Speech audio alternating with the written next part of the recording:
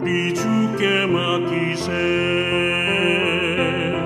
주께 고함 없는 고로 복을 받지 못하네. 사람들이 어찌하여 아뢰 주를 모를까. 시험 걱정 모든 괴로움 없는 사람 누군가. 부질없이 나심 말고 기도드려 아뢰세. 이런 진실하신 친구 찾아볼 수 있을까. 우리 약함하시오니 어찌 아니하를까.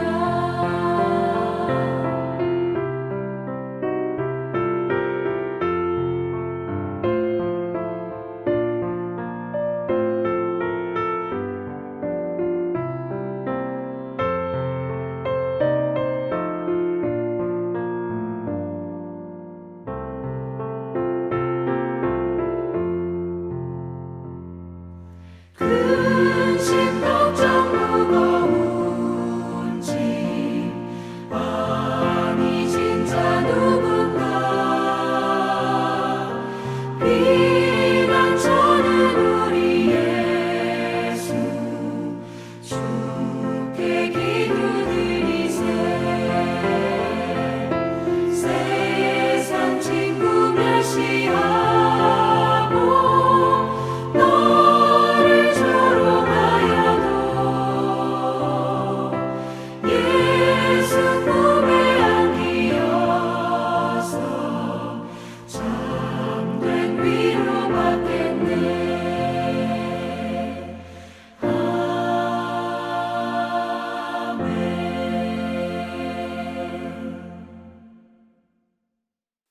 오늘 우리에게 주신 하나님의 말씀은 욥기 23장 1절에서 9절까지 말씀입니다. 욥이 대답하여 이르되 오늘도 내게 반항하는 마음과 근심이 있나니 내가 받는 재앙이 탄식보다 무거움이라. 내가 어찌하면 하나님을 발견하고 그의 처소에 나아가랴.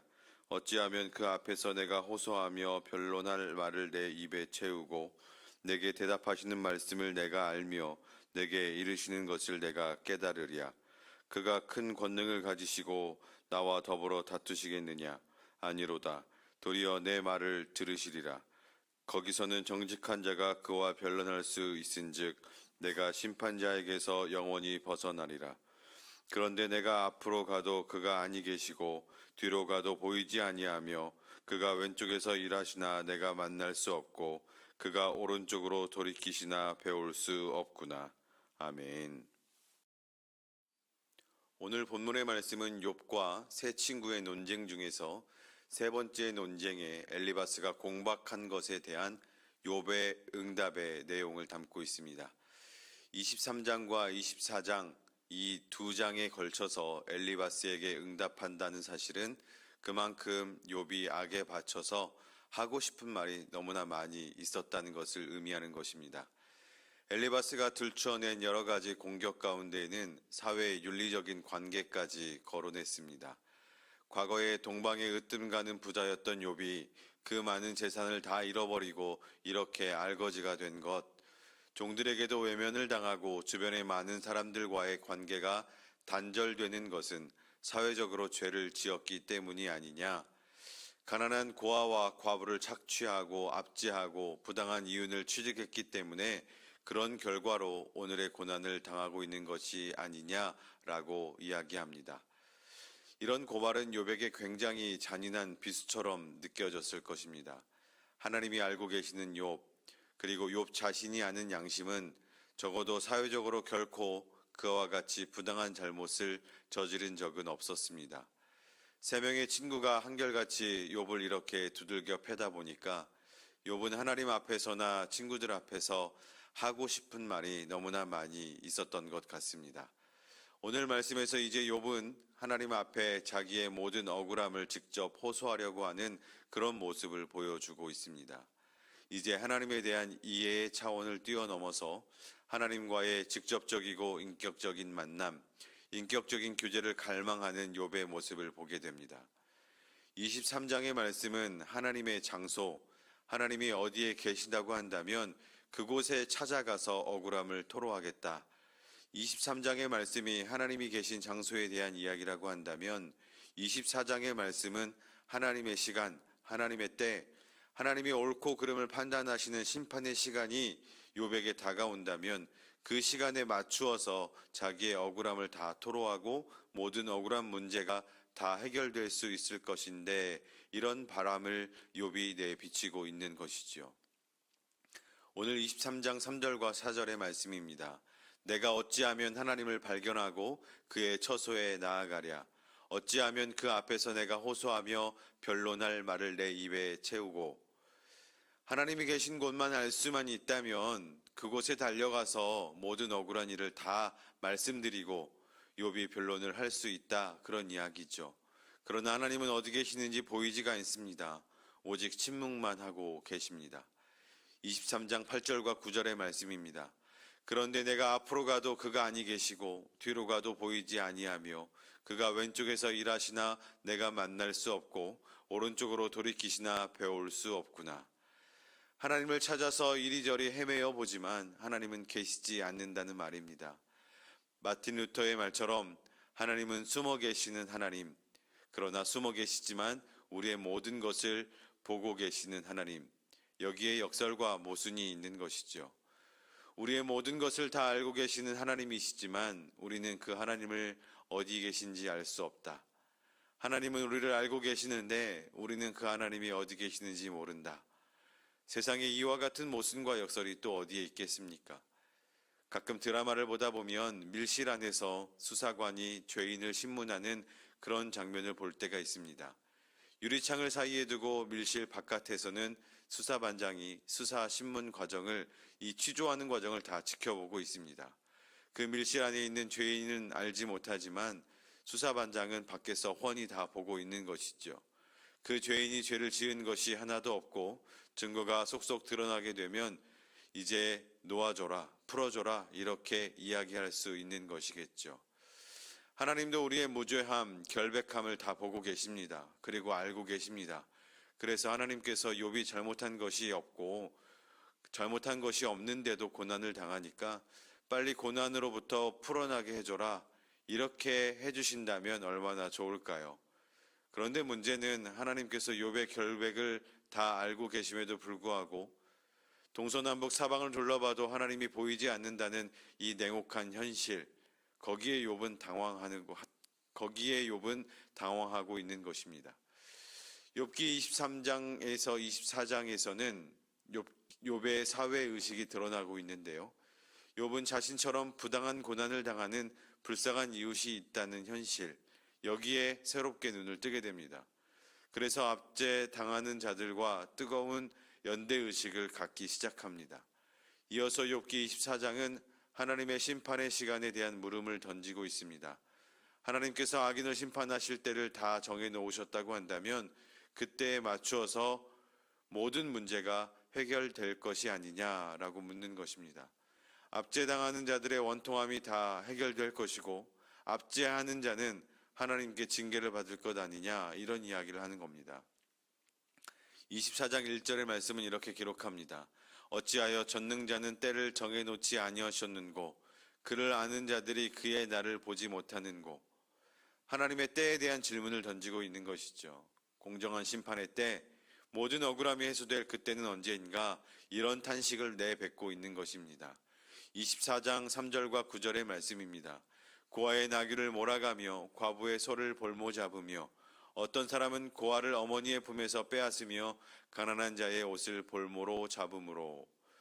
욥 주변에는 부자와 권세자에게 수탈당하는 약한 사람들이 무수히 많다는 사실들을 조목조목 이야기하고 있습니다. 이렇게 주변에 압제하고 압제당하는 자들이 먹이 사슬처럼 질비하게 많다는 사실을 직시하고 있는 것입니다. 하나님은 압제자의 악행을 다 보고 계시고 헤아리고 계십니다. 하나님은 악인과 선인의 모든 악행과 선행을 다 보고 계시고 낱낱이 헤아리고 계시는데 문제는 그 하나님이 어디에 계신지를 아무도 모른다라는 것이죠. 여기저기를 둘러봐도 하나님은 숨어 계시는 하나님, 침묵하시는 하나님, 또 하나님이 선과 악, 옳고 그름의 모든 문제를 다 심판하실 그럴 때만 알 수 있다면 우리는 그저 인내하고 기다리면 되는 것입니다. 그때에 맞추어서 억울한 문제를 가지고 가서 신원을 받으면 되는데 문제는 그 하나님의 심판의 때도 우리가 알 수 없다는 데에 욥의 절망의 모습이 나타나고 있는 것입니다. 23장과 24장의 말씀을 묵상하면서 욥기가 참 대단한 성경이라고 생각되는 것은 욥이 자신의 개인적인 문제를 넘어서서 인류의 보편적인 고난의 문제를 함께 끌어안기 때문이라는 생각을 해보게 됩니다. 고난의 문제, 악의 문제를 개인 차원에서 사회적인 차원, 국가적인 차원, 세계적인 차원까지 지평을 점점 넓힌다는 데에 욥의 특징이 있음을 우리는 발견하게 됩니다. 사랑하는 믿음의 가족 여러분, 애매하고 부조리한 고난을 나 혼자서만 당한다고 이렇게 생각하지 않기를 바랍니다. 창조 이래의 지구상에는 수많은 억울하고 부조리한 고난을 당한 이들이 많이 있다는 사실을 꼭 기억할 수 있기를 바랍니다. 고난의 연대의식이라고 하는 것이 이런 맥락에서 필요한 것이 아닐까라는 생각을 해보게 됩니다. 어쩌면 오늘의 나보다 훨씬 더 가혹한 고난을 당하는 이웃이 지금 이 순간에도 어느 곳엔가 있다는 생각을 한다면 우리는 그 형제자매의 아픔을 조금이라도 공감할 수 있게 될 것입니다. 또 하나님 앞에 뜨거운 마음으로 기도하고 싶은 마음도 생기게 될 것입니다. 욥의 고난의 연대의식, 이것이 오늘 우리의 고난의 연대의식으로 승화되어지는 귀한 날이 될 수 있기를 간절히 바랍니다. 사랑하는 믿음의 가족 여러분, 지금 이 순간에도 힘들고 어려운 시간을 보내고 계신 분이 있을 줄로 압니다. 그러나 꼭 기억할 수 있기를 바랍니다. 하나님은 때로 멀리 계신 것 같지만 누구보다 우리의 고난에 동참하시며 위로하시는 분이라는 사실을 꼭 기억할 수 있기를 바랍니다. 그리고 내 곁에 계신 주님을 바라볼 수 있게 되기를, 그리고 하나님의 손을 꼭 붙잡고 나아갈 수 있게 되기를 간절히 기도드립니다. 기도하겠습니다. 사랑의 아버지 하나님, 참으로 감사드립니다. 오늘도 우리를 사랑하여 주셔서 생명 주시고 귀한 하루를 살아갈 수 있도록 인도하여 주신 하나님의 은혜에 감사를 드립니다.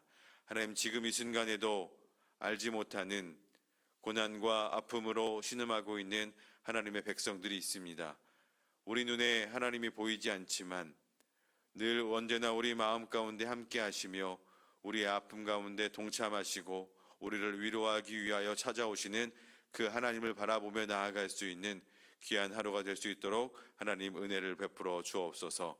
또한 나보다 더 힘들고 어려운 이웃이 있음을 꼭 기억하고 그 고난의 연대의식을 가지고 함께 중보하며 그들의 눈물을 닦아주며 서로 얼싸안으며 예수 그리스도의 사랑으로 한마음 한뜻이 되어서 아름다운 공동체를 이루어가는 우리 능곡교회 될 수 있도록 하나님 축복하여 주옵소서. 이제는 우리 주 예수 그리스도의 은혜와 하나님의 한량없는 사랑하심과 성령님의 도우시고 돌보시는 귀한 역사가 오늘도 아파하는 자들을 끌어안으며 함께 사랑하며 살아가겠습니다.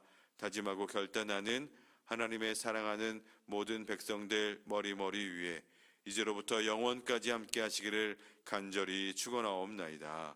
아멘.